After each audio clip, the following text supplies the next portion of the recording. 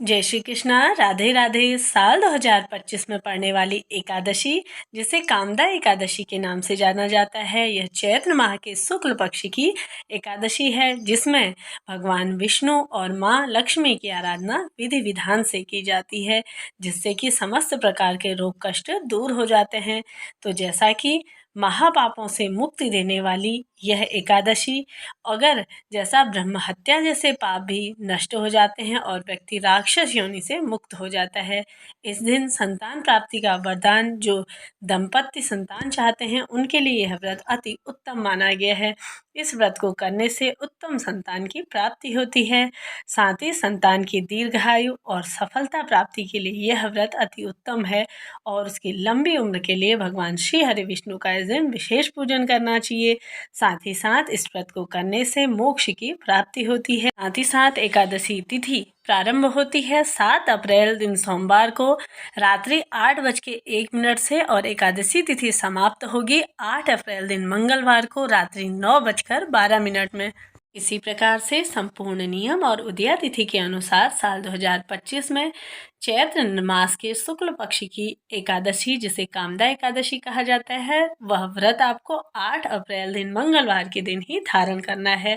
साथ ही इस दिन आप सभी को ब्रह्म मुहूर्त प्राप्त होगा सुबह के समय में 3:04 से लेकर के 5:20 तक, और इसके साथ ही अभिजीत मुहूर्त रहेगा 11:47 से लेकर के 12:37 तक।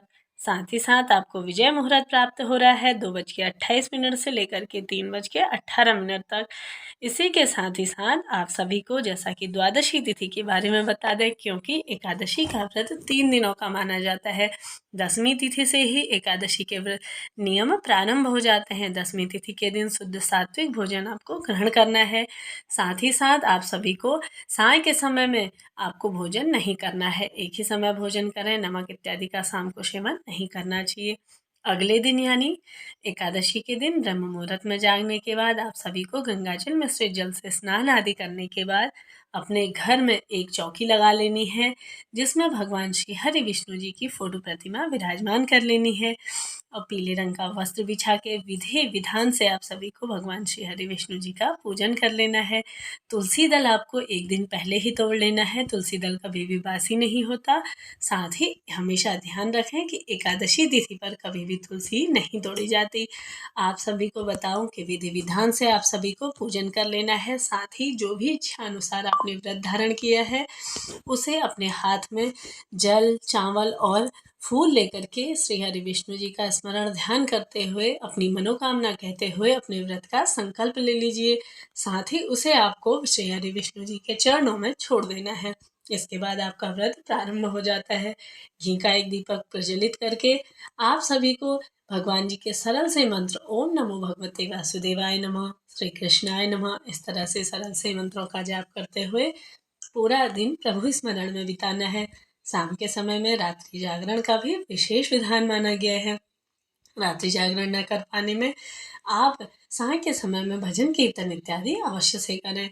ऐसा करने के साथ ही आप सभी पूरा दिन जैसा कि फलाहार और जलाहार के द्वारा यह व्रत आपको धारण करना है। साथ ही अगले दिन सुबह यानी कि द्वादशी तिथि पे आपको फिर से वैसे ही विधि विधान से, जैसे एकादशी पे आपने पूजन किया, उसी प्रकार से द्वादशी तिथि में भी आपको विधिवत पूजा करनी है। शुद्ध सात्विक भोजन बनाना है। हो सके तो गाय के घी में आपको भोजन बनाना चाहिए। ना बना पाने की स्थिति में आप तिल के तेल का यूज़ भी कर सकते हैं।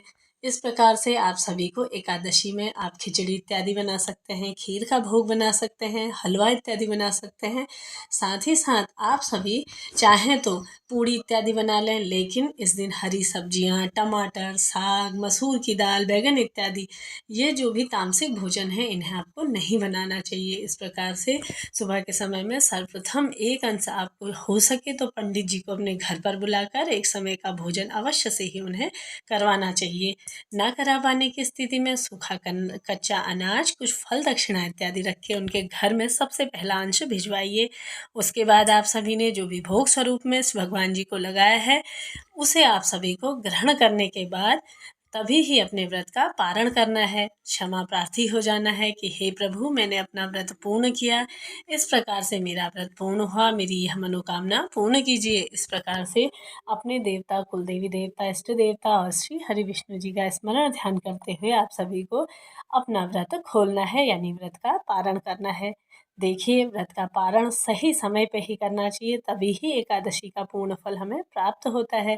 जैसा कि हरिवासर के समय में कभी भी एकादशी के व्रत का पारण नहीं करना चाहिए।